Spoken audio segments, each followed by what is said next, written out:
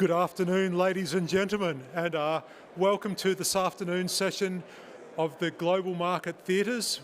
Today is World Bank Offshore Wind Day, and for the next 3 hours, the Global Wind Energy Council will hand the stage over to some colleagues and friends from the World Bank.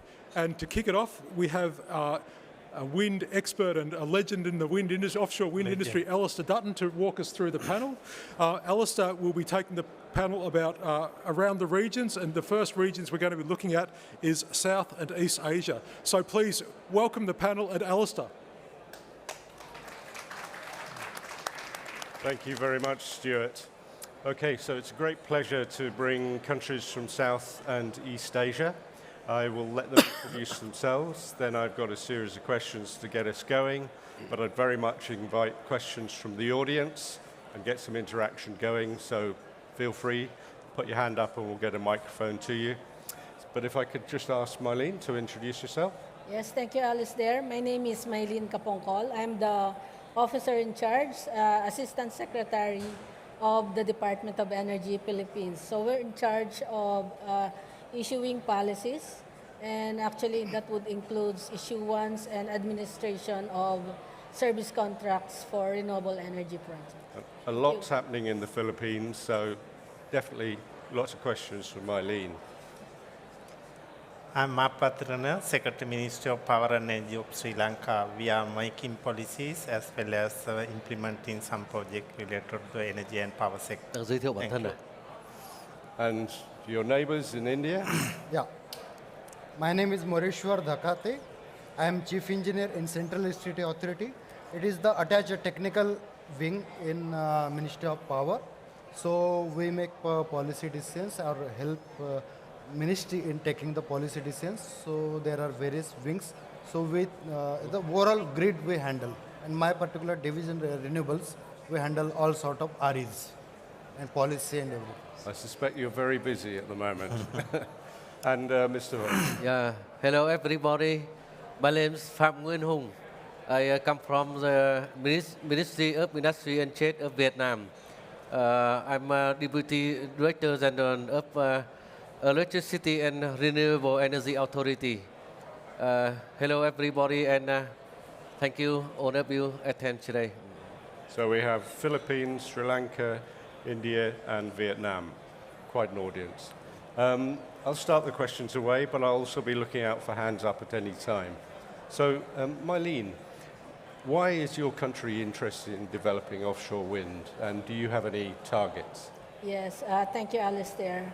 Actually, the Department of Energy, or the Philippines, is venturing into more renewable energy development in the country, having a targeted energy transition for the Philippines. As you know, we're 60% coal-fired supply industry, and what we want to do is to achieve 35% of RE share in the power generation mix by 2030.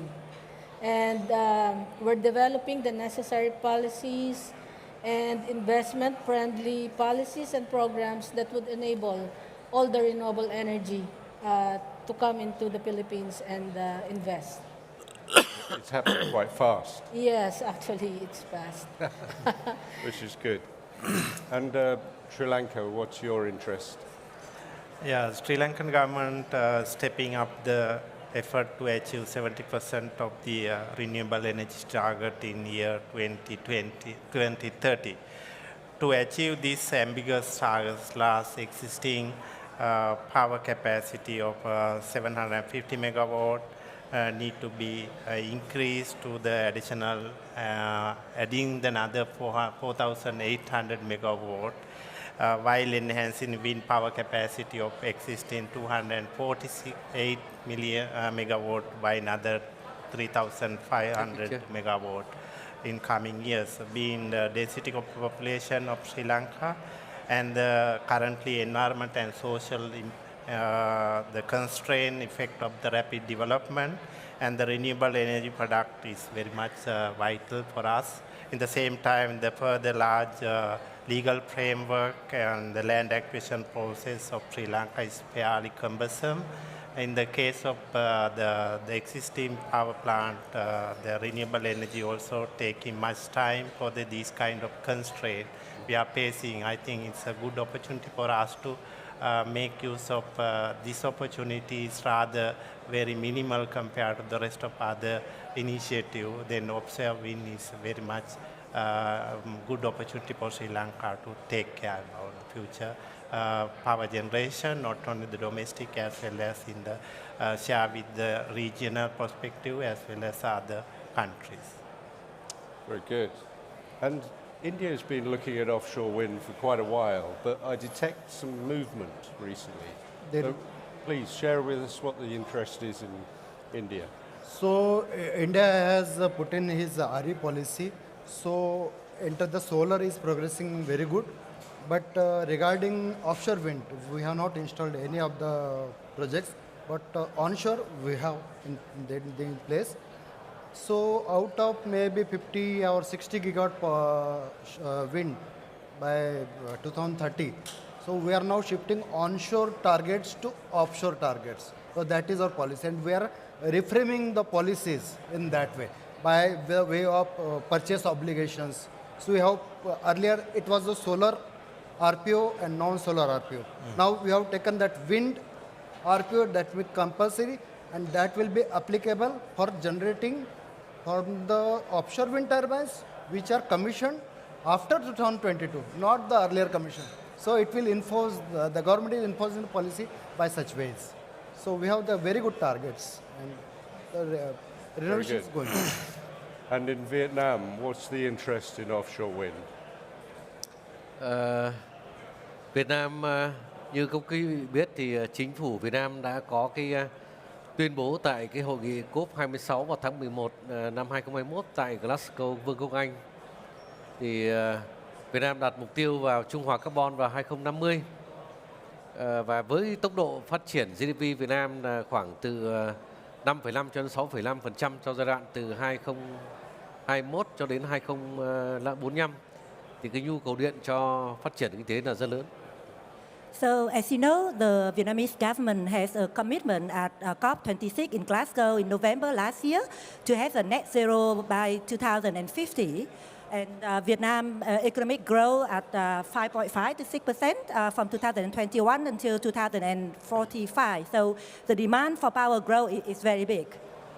Và điều kiện Việt Nam thì một trong những nguồn điện để đảm bảo cung cấp điện đấy, có cái đảm bảo tính chủ động thì chính là cái nguồn năng lượng tái tạo như điện gió ngoài khơi, điện mặt trời và LNG. Đây là những nguồn điện chủ yếu. Trong đó thì nguồn năng lượng tái tạo được tăng cái tỷ trọng gia tăng cái tỷ trọng trong cái cung cấp điện.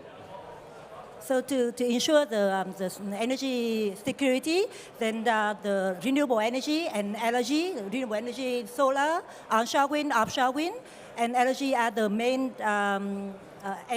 generation source to secure the supply. And renewable energy is, is one of the main source. And so Việt Nam là một nước nhiệt đới và có bờ biển dài trên 3.200 km. Cho nên có tiềm năng và năng lượng tái tạo rất lớn. Đặc biệt về điện gió ngoài khơi thì có cái potential là khoảng độ 600 GW. So Vietnam is a tropical country and has a very long coastal line, over 3,000 kilometers. So there are a lot of potential for renewable energy and especially offshore wind. The offshore wind potential is over 600 gigawatt. Yep.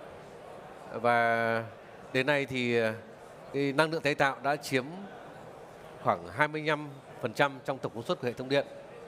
So the renewable energy account for about 25% of the total generation mix in Vietnam. Với cái sự phát triển về công nghệ và chi phí năng lượng tái tạo nói chung và điện gió ngoài khơi đang ngày càng trở nên hấp dẫn. Và chúng tôi cho rằng đây là một cái sự phát triển tất yếu trong cái cơ cấu nguồn điện của Việt Nam, vừa đảm bảo an ninh cung cấp điện, vừa đảm bảo cái mục tiêu trung hòa carbon vào 2050. So as the cost of the renewable energy project is coming down, so we think that this is the source for the energy in the future. First to reduce the cost of generation and also to achieve the target of net zero by 2050. Thank you very much. As I say, if anybody has a question, please raise your hand, but otherwise I'll move on a little bit. Mylene, you mentioned that 60% of your energy at the moment comes from coal. From coal, so how yes. will offshore wind become part of the energy mix?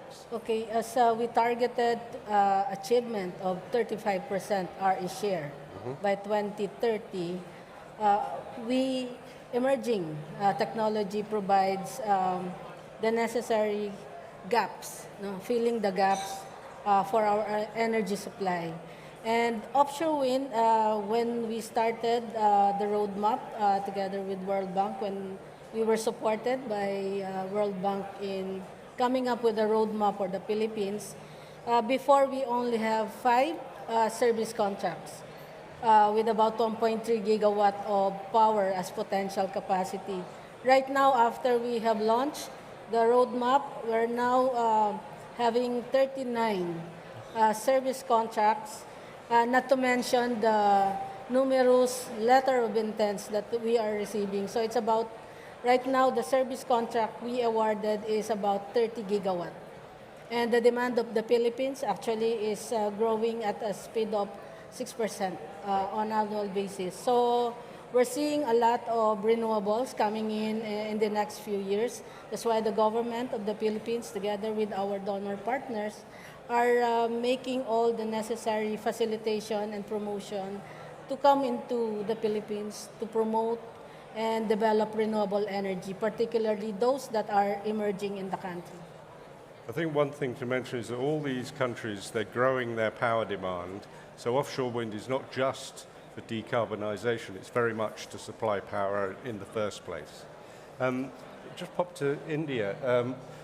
The greatest offshore wind resource is in the south around Tamil Nadu. Yeah.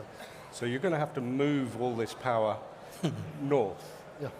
What are your plans? What are your thoughts about that? So green energy corridor, that has been planned and it is started. It has been delayed, but it is taking place. But as you know that offshore wind generation is not coming, so that delay is immaterial. But there is a good plan of total green energy corridor that may carry maybe lot of power from south to end. Even alternatively, that ports in Tamil Nadu, they are ready to buy that power from the offshore wind, so that we don't need to transport all those power to the northern. So that is very good. That will reduce the transmission also. And there's a similar situation in Vietnam where the greatest offshore wind resource is to the southeast, which could service Ho Chi Minh City, but Hanoi is a long way to the north.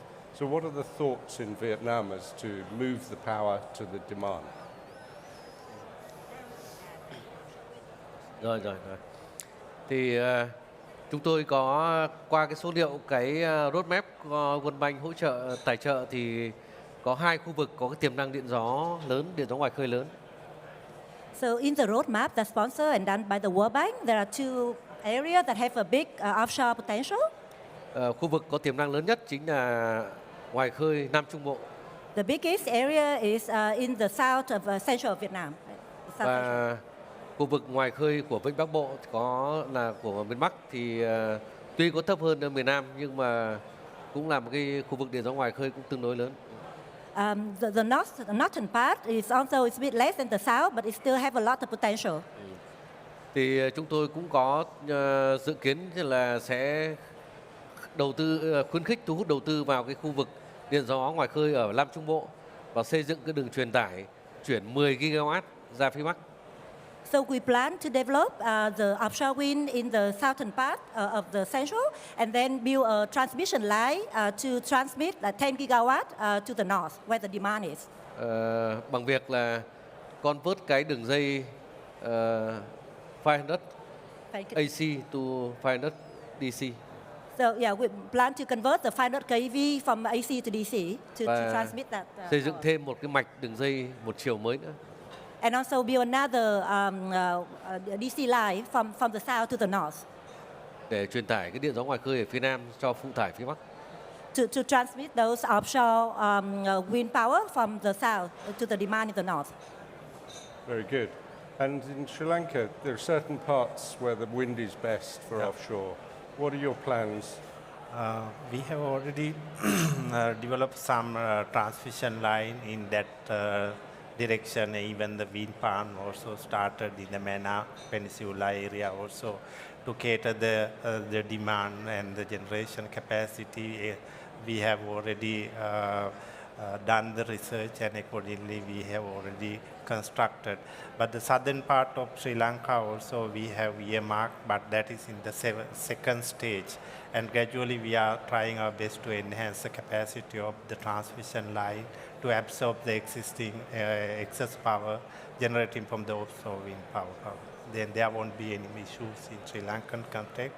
If it is anything to do excess, then we are encouraging private sector, the partners also working hand in hand with the government also to enhance the capacity of the transmission line to absorb the excess capacity. Very good. Do we have any questions? If not, I can see a few people in the audience that I recognize that I'll ask to introduce a question. Charles, come on, you're front row. You've got to go for a question. Can we have a microphone down here, please? Hi. I'm just interested in finding out what, for each of the countries, which is the greatest challenge and which is the greatest opportunity that you face? Okay, Sri Lanka, would you like to go first? Yeah. Our case, we are having already prepared the roadmap, and at the same time we have to prepare regulatory and legal aspect for when it is come to the offshore wind, which we are now working with the World Bank and see how best we can do. At the same time, we would like to have an initial discussion with the investors also, how we can move forward. Rather than wait in the last moment also. It will be given the more opportunity for us to work and share the experience and discussion how the private sector investors are thinking and see how best where the government policies can prepare according to the win-win situation of the private sector investment as well as the government expectation and the target also we have set forward. Mareshwar, yeah, please. So in India, there we had prepared targets 2 years back for both onshore offshore, but on offshore front we are lagging that. But because of this government, there were disputes between state and versus central. So that issues were solved, and lot of discussions were held during last 2 years.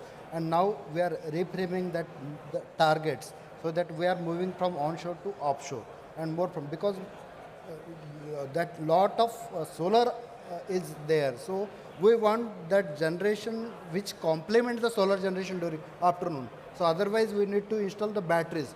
Now batteries will not give the generation, it will just shave off the loads balancing.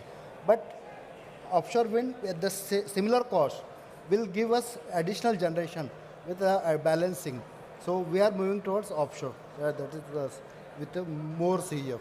Onshore, we don't have the CEF, around 20% CEF, 25%. But onshore, 25%, offshore around 45-50%.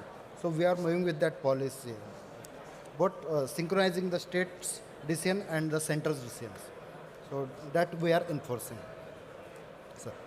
Mr. Hung, what are the greatest challenges and opportunities? Đối với Việt Nam thì có những khó khăn lớn nhất và thuận lợi lớn nhất tôi xin chia sẻ với các quý vị ở đây. Về thuận lợi thì chính phủ Việt Nam có quyết tâm chính trị rất lớn trong cái việc phát triển năng lượng tái tạo.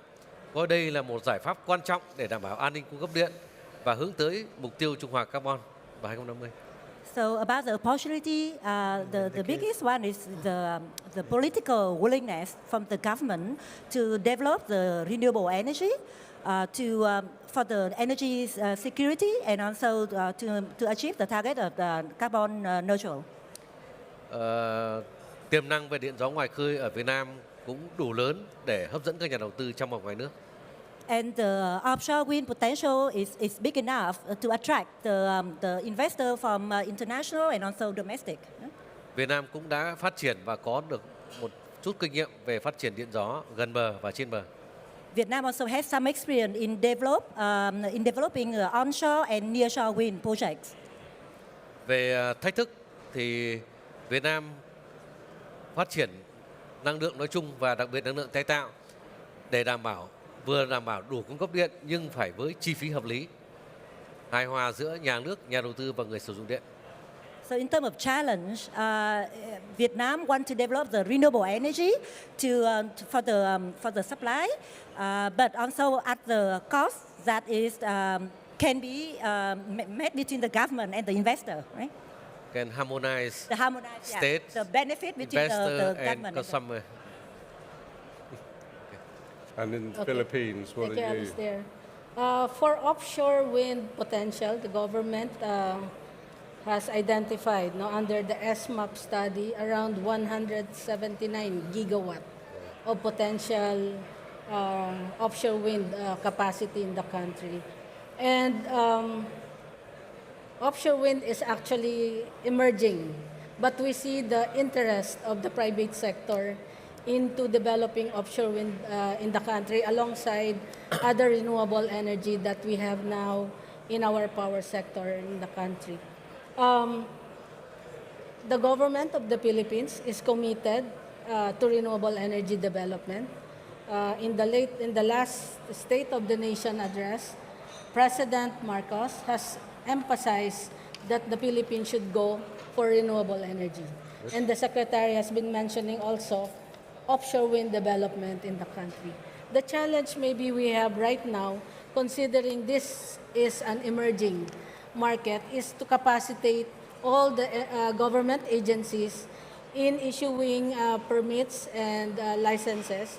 So we need to build information, the capacity and understanding of this government agency so that we can facilitate the issuance of these permits and licenses. And actually, the Philippines has a law that provides or mandate all government agencies to act on a number of days. No? So it will not, the developer will be ensured that there is a timely issuance of the permits, and we call it Energy Virtual One-Stop Shop. So we will integrate the requirements of the offshore wind in the EVOS that we have in the country. Very good. One thing to mention is you mentioned roadmaps. These are documents that have been funded, they're studies by the World Bank. They're available on the World Bank ESMAP website for free, and they're sort of, the studies are something like $250,000 each. They're quite in depth and really look not just at the best practice in offshore wind, but applying it to each of these countries. And there's one for the Philippines, there's one for Vietnam, and there are ones in preparation for Sri Lanka and India. So, strongly suggest you go and have a look at those. Do we have any questions? Otherwise, I'm thinking, Nick, do I recognize you from Japan? Would you like to ask a question?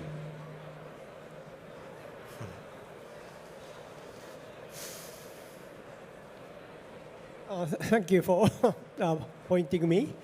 I'm Nick Eguchi from Baker McKenzie, Tokyo. My question is to develop offshore wind, the financing is very important, and the bankability is a key. Do you provide any government support to the off-taker? For example, in Vietnam, EVN is off-taker, and we need a bankability, credit risk of the off-taker. So can you support the off-taker credit risk? Very good. So for Mr. Hung, with EVN, what is it that the government of Vietnam can do to support the financing? Em nói gì xem nào? Không, em nói đấy.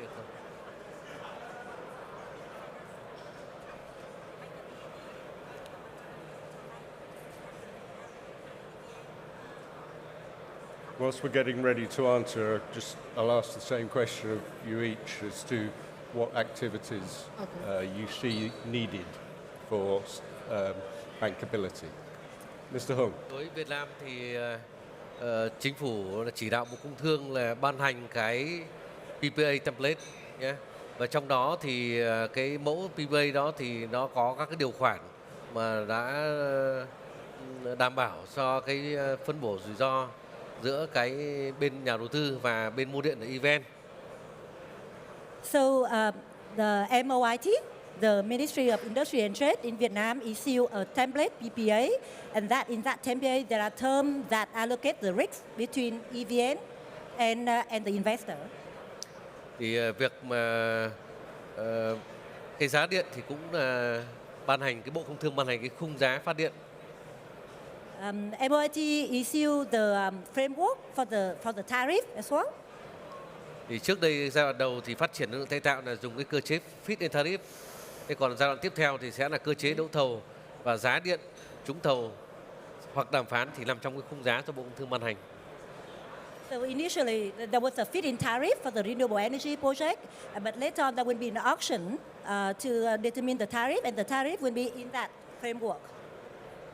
Nhà đầu tư thì có thể tham gia thị trường điện hoặc theo PPA. Investor can either join the power market or or use a PPA. Okay. Very good. Thank you. And from Philippines, what's the government doing there about bankability? Yes, in terms of our action and programs, we came out with what we call the Green Energy Auction Program. So there is a fixed contract based on the result of the auction that the off-taker, or I mean the RE developer is compensated. The Renewable Energy Act has provided generous incentive, both fiscal and non-fiscal, to the RE developers. And we are now integrating the offshore wind into this system so that they can avail the necessary incentives, as well as pursuing more of the auctions in the coming days or years. No? So we see that offshore wind is quite potential for the Philippines, considering we're an archipelagic country and we're surrounded by bodies of water. And that would help us develop various renewable energy technology, including offshore wind. So we have put in place the necessary policies, mechanism, regulation. In fact, our regulator is now studying the appropriate rate-setting methodology for offshore wind, no, under Danish government support. So we're open to communicating with our developers to make and de-risk investment as far as renewable energy is concerned, particularly on the offshore, considering it's now emerging in the country. And in India, the government's efforts to provide bankability. So I will answer the question in different ways. So I am not the financial guy, nor from the finance ministry, but we are striving to make the project bankable and feasible so that the generation from that project is dispatched and is absorbed by the discoms. Now, because of the huge rate difference between the normal APCC, that average price in the market in today's scenario, and the offshore wind price that will be discovered in that study. So that is a huge gap, almost double or 3 times. Yep. So government is providing VGF, that's a viability gap funding, maybe 30%, maybe 20%, maybe 20% for onshore, maybe 30% for 40% for offshore. So that makes the project bankable, and the financer will come. So there is a huge potential in India, there is a huge demand, the demand is rising at a very fast rate, and we require similar generation from RE, because there also we have the target of meeting more and more demand with the RE. So obviously financing requirement will be more, even though we have the capability, but not that much. So international financing will be very much required. And in Sri Lanka, your thoughts on bankability? Yeah, we are always thinking about the bankability of the project when we are developing also. Then in the same time that government of Sri Lanka also giving some assurance of the taking the purchasing of the excess energy also. In addition that when we are developing our policies also, that policy is now under developing and consideration also currently in the when it is come to the offshore wind energy. We are taking care about this aspect also, how we can encourage the bankability project in the case of Sri Lanka, because we are very much fortunate because our shallow waters at not much expenses will be no need to expend much resources about that part. That is the extra extra return we can get from that particular area itself. Then any investor come, then they can also get the very favorable situation compared to the other part of the world also. Then our policies will be formulated to attract more bankable projects. In the same time to minimize the risk factor as well. We are, even though currently we are facing some problem in our country, but we are trying our best to overcome this problem within the short period of time. In the same time, we are encouraging private sector investors to come and have a very good environment for them to have this kind of project, not only the supply of energy for the domestic usage, even the exporting the energy in the case of green hydrogen also. We are expecting to generate because our opportunities according to the World Bank initial assessment around 92 gigawatt hours, but we don't have much ambitious target, but we think we can 1 or 2 gigawatt hours to be at the initial stage. So here at Hamburg, you've got the industry at your feet, you've got developers, you've got supply chain, you've got financiers and many other services and such. What would be your message to the industry? Mr. Hung, would you like to go first? Với các quý vị từ rất nhiều các lĩnh vực khác nhau tham gia buổi hôm nay thì tôi có lời thông điệp gửi đến các quý vị là hãy mạnh dạn, tự tin đến đầu tư tại Việt Nam và sẽ gặt được cái trái ngọt trong cái hoạt động đầu tư đó, và Việt Nam sẽ cam kết mạnh mẽ đồng hành cùng với các nhà đầu tư trong sự nghiệp phát triển điện gió ngoài khơi tại Việt Nam, và chúc cho các quý vị thành công trong lĩnh vực này tại Việt Nam. So the message to the industry from Vietnam is that please come to Vietnam and invest. Be patient. Be aggressive. It's a bit a strong word, but be patient. Be step forward, and you will harvest the fruit. And we are committed to go together with you in the journey to develop the renewable energy in Vietnam. And Mareshwar in India, what's your message to the industry? So as I told earlier, there is a huge potential, huge demand. So our governments are striving. We are inviting on behalf of our government to all stakeholders to come to India, participate in the bid, set up manufacturing facility, and help us in meeting the decarbonization drive. And by setting up more and more RE, maybe solar offshore to the maximum extent. In the case of Sri Lanka also, we are, as I earlier mentioned about that, we would like to have an initial dialogue with the investors to how to move forward. And at the same time that we are encouraging more private sector investors to come in collaboration with, sometimes if they want to form the joint venture with the government also, it will be possible. In the same time, then we can develop, because our potential is very much higher compared to our country situation also. This is a good opportunity to harness the resources available with the stage-by-stage basis also to affordable costs also to get the win-win situation for the government as well as the investors also. That's why we told that the early engagement is better than the wait in the last. Go on, Mylene, go for it. Yeah, actually the Department of Energy or the Philippines wants to work hand in hand with the expert in offshore wind, considering we need to understand the intricacies of developing so that when we develop the necessary guidelines, rules, it's easy for us because it's an industry practice. Yeah. And we will listen to whatever challenges or concern they may have in pursuing projects, possibly in the Philippines. And rest assured that the government is willing to support given the necessary policy and mechanisms to enable the integration of renewable energy in the country. So we need more investors. We need more experts to guide us in the various areas of offshore wind development. So that would include establishing the local supply, content, and then the ports and harbor, and of course on how to partner with our local developers. Thank you.